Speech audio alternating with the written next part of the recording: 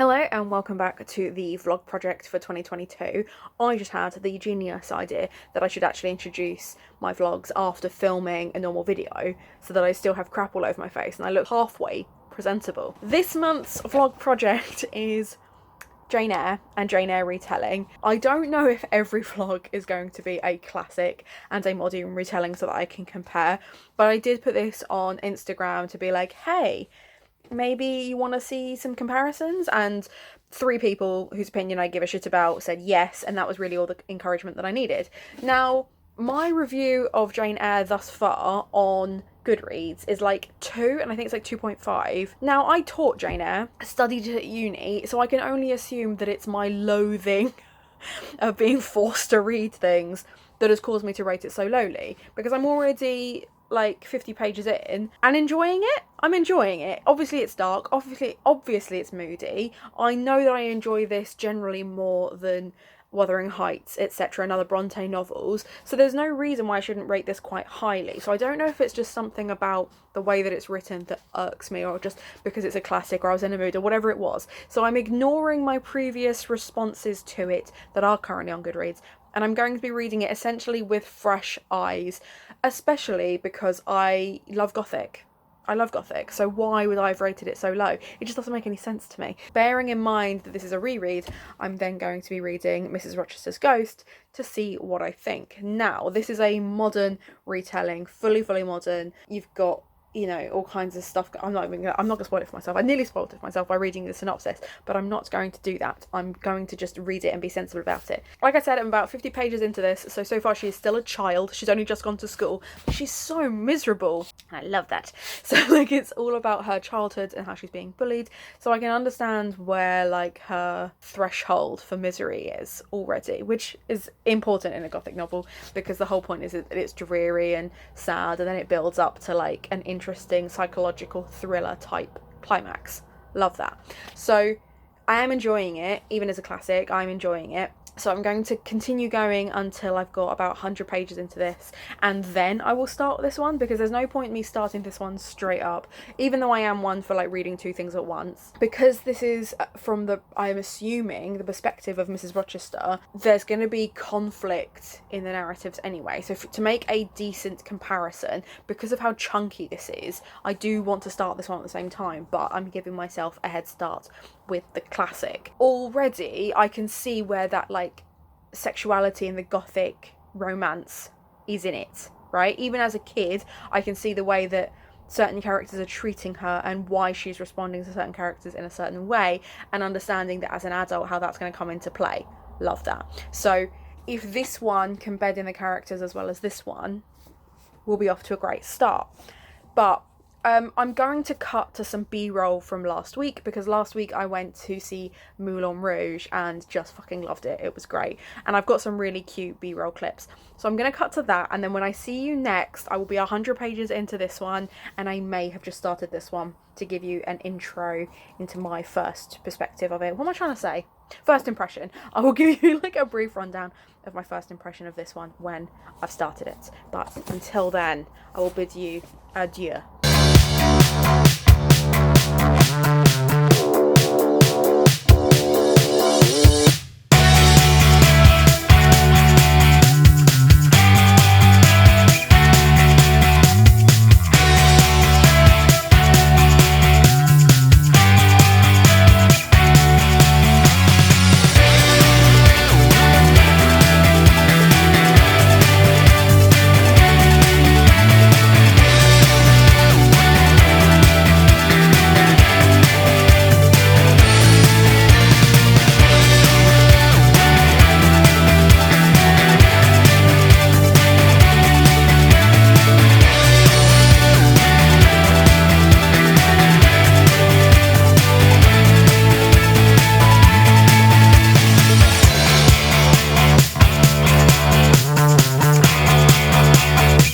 So I'm halfway through Jane Eyre, and I'm about 30-40 pages into Mrs. Rochester's Ghost.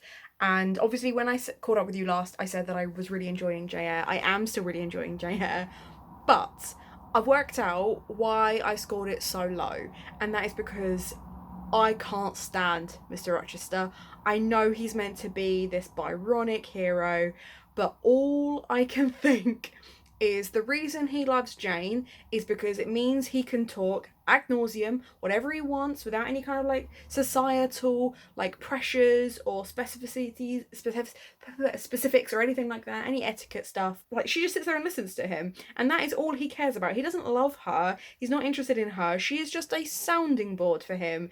And I'm not gonna lie, if when reading Mrs. Rochester's Ghost, Mr. Rochester isn't just straight up a hipster trying to mansplain his way through his vinyl collection, I'm calling bullshit. It's not a full retelling. That's not one of this. Like, that's who he is as a modern man. He is that one where he asks you where you want to go for lunch, and then when you say Costa, he calls you basic. Like, he's that guy. He negs Jane the entire time. And don't get me wrong, like, she negs him back. Like, he asks, like, am I fit? And she's like, no. But it's more like she's surprised by her own answer, where he's like, well, you're not fit either. And it's like, oh, good one, dude. Like, I just can't stand him. I can't stand him. And, like, one of the things I really like about true classics is the manners, right? Like, the fact that you're meant to be these like very particular people. You've got all this like etiquette, and they spend a lot of, and he's just rude.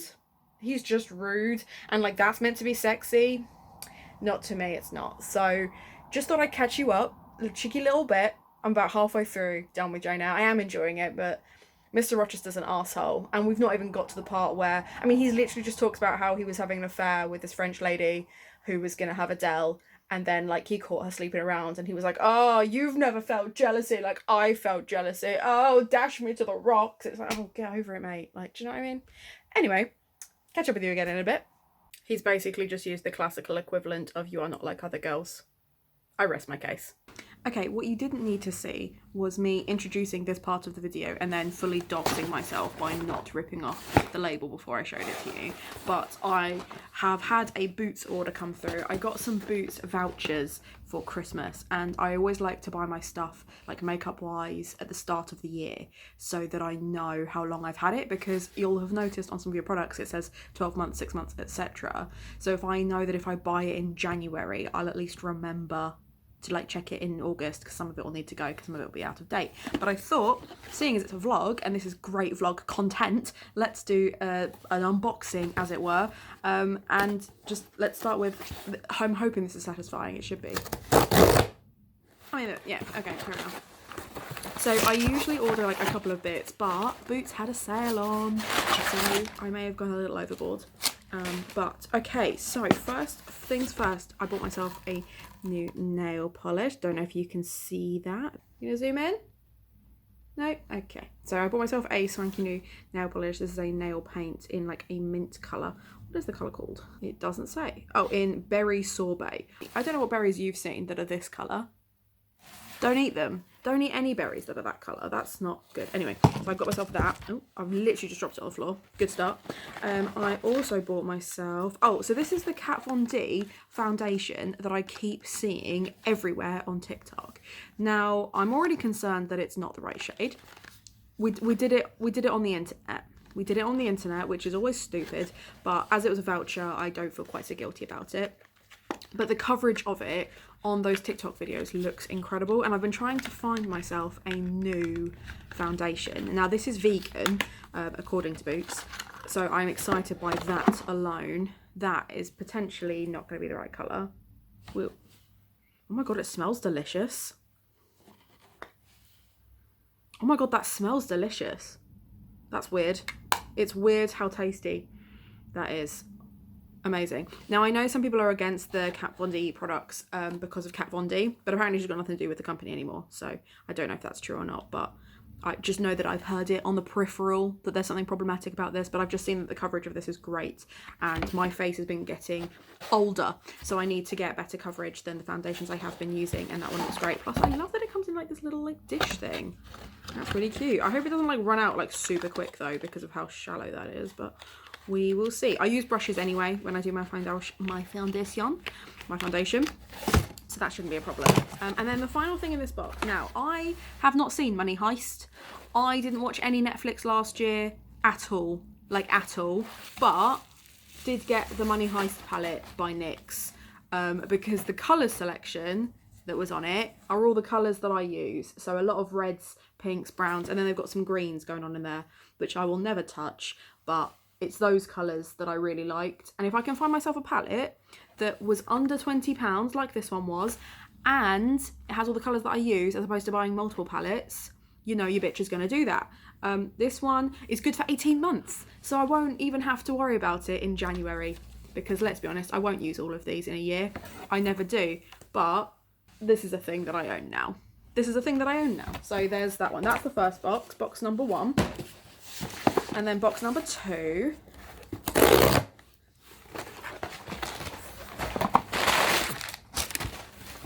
Okay, right.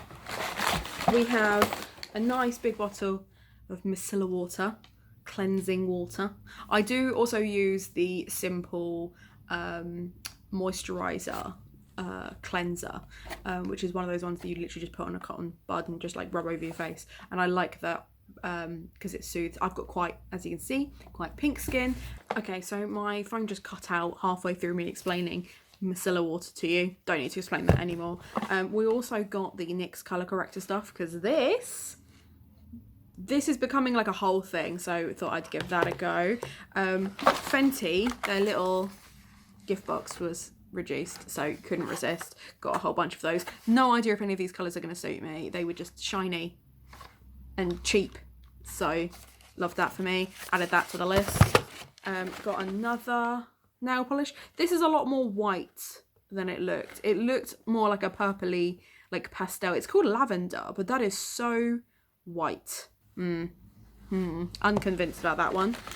Also got myself a new blush to replace the other one, because apparently, even though I want to get rid of how pink my face is, I want it to be pink in the very specific place that I put pink. Threw that on the floor as well. And then I also got myself another concealer. I don't think I got anything else. I think that's everything. So yeah, that's it. That's my haul. That's my haul of stuff. I'm gonna go put it on, maybe. So I just caught Kelly up on where I'm at with Jane Eyre. I'm about 50 pages into Mrs. Rochester's Ghost. It kind of moves straight into the point where she's the governess, which is fine, and that works really well. But I'm at the point in Jane Eyre where Mr. Rochester has just proposed to her. And that is why I'm here talking to you now, because I just messaged Kelly and we're on like chat together. So I've got like her on video chat. And I was like, I blame you for this, because we've been talking about like Desperate Measures and like other books and like Raylo fics and things like that, so it was at the forefront of my mind anyway. But there is this one scene which, if you've read Jane Eyre, you will know, but like maybe only vaguely. So the vague memory that I had is that Rochester takes her shopping shortly after they get engaged. And he wants to buy her like loads of clothes and he wants to buy her loads of jewelry. And she's just like, no, I want to keep working. I want to keep paying for the things that are mine. I want to keep doing all this stuff, etc., etc. And he's like, yeah, sure, you can do that right up until to have and to hold. And then this is almost verbatim what he says. He says that he will find a diamond necklace and make it a chain around her throat. And my mind went to a place that you know, and like in context, it's really creepy because he literally has his wife in the attic, right? And his wife is a woman of color that he has like locked in the attic. So the whole thing is really fucked up. But like my brain didn't go, wow, what a twisted dickhead. Because obviously I don't like it. I mentioned that in the last clip. I don't like him. But do you know what I'm saying? So I'm gonna go back to my audiobook and I'm going to think about that line for the next 3 years. So I'm very warm. I'm very warm now. I'm back to hating Mr. Rochester. He straight up gaslighted Jane about his wife, and now he's threatening violence if she leaves. That is not the type of toxic relationship we are looking for in this. Oh, what a 180. I'm going to bed.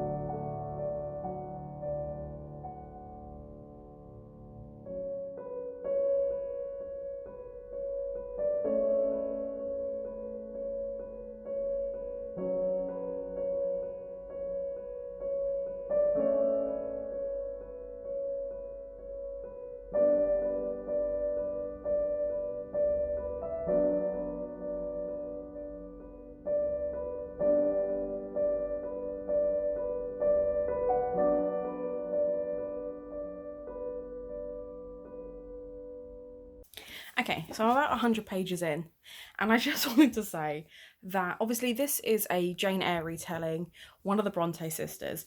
On page 64, the author makes a reference to how Wuthering Heights, another Bronte sister novel, is the best book that was ever written. And it did make me wonder, if you prefer Wuthering Heights to Jane Eyre, why this retelling? I don't understand. It felt so out of place and so weird. But now we've kind of met all of the characters that are going to be integral to the story. We've got Mr. Rochester, who's an asshole in this.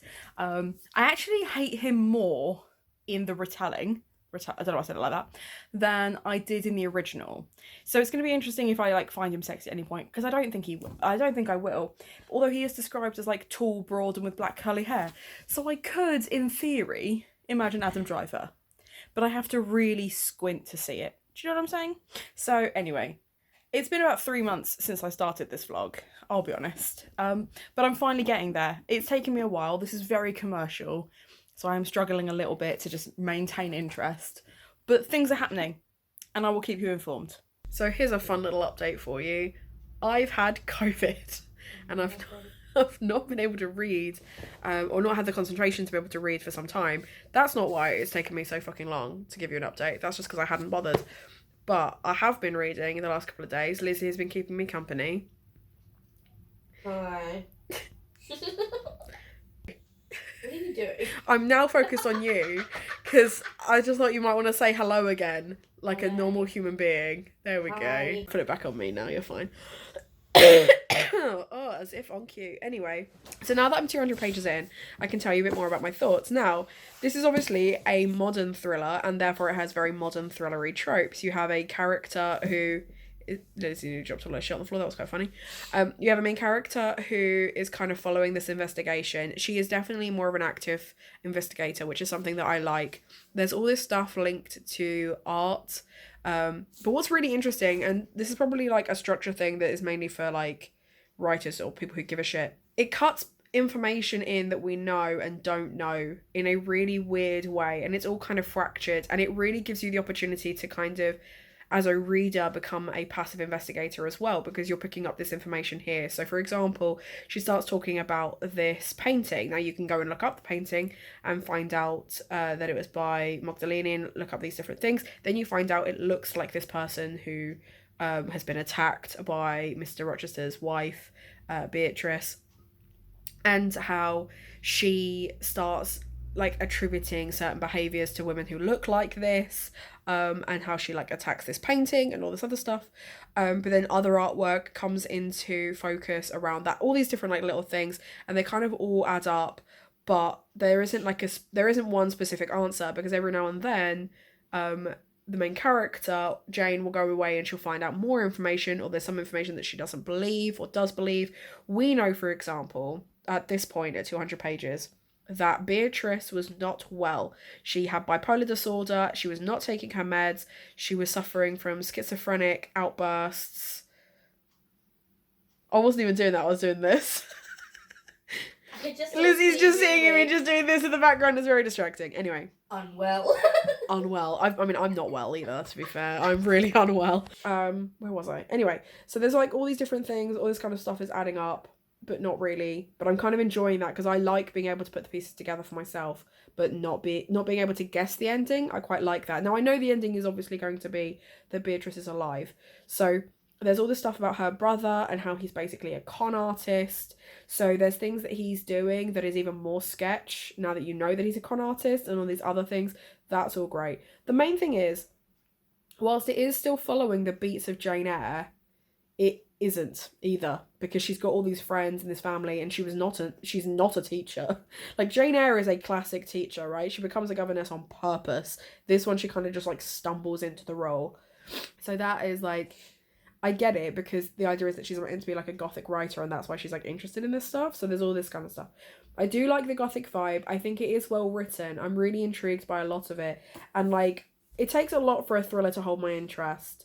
And I wasn't sure if it was holding my interest, or if I was just bored with it, like, basically from the off. But the fact that I'm now keen to get this finished today, I think that is a testament to actually how much I'm really enjoying it. So I'm going to go and do that after I've had my chips. I'm going to eat my chips and then I'm going to... You felt it coming, didn't you, Hannah? I'm very hungry, as per usual. I'm very hungry. Okay, it's 9 o'clock and I am officially done with Mrs. Rochester's Ghost. I actually really enjoyed it. It was predictable. I know I said in the last clip, oh, I'm out of breath. That's on COVID. I know I said in the last clip that the way the mystery plays out, it was just enticing enough that I was working the pieces out without it being super predictable. I did kind of predict the end. Like, I knew the way that Beatrice was going to be discovered. And I knew that was going to be a case of, because that was in the original, right? And I knew that was kind of like how it was going to fall through. And I knew that there were certain things about Mr. Rochester that were going to happen because they had happened in Jane Eyre. And I felt actually, overall, whilst this wasn't, like I said earlier, a beat for beat retelling, it took so many of the elements that were truly gothic that I got that the writer clearly understood and liked the original, which I feel like is really important if you're going to do a retelling. And very, very different, obviously, to the Peter Pan one, because I actually like the source material and therefore in this one appreciated that so did the author as well, as opposed to, oh, well, you know, I hated the source material, but I understand what they like about it, etc. The Rochester character in this is still an arsehole, still a gaslighty, lying arsehole, and is not as well redeemed for me as the original, which I think that's probably just a personal thing. Jane is very, very different in character as well. She obviously stands up for herself a lot more, but she's also a lot more hot-tempered. Jane, as a kid in the original, is hot-tempered, but as an adult, she understands that that's not going to help her get her own way. And I feel like the Jane in this confronts things in a way that maybe baby Jane wouldn't. I don't think that's a bad thing. I think it works for a modern character. But I wanted to see her more as like the teacher thing, and she kind of comes back around to teaching at the end, where she's just like, I think it's more rewarding than being a writer for TV. And as someone who quit teaching on the hopes that one day maybe I can sell a series to Netflix, it's a very different vibe.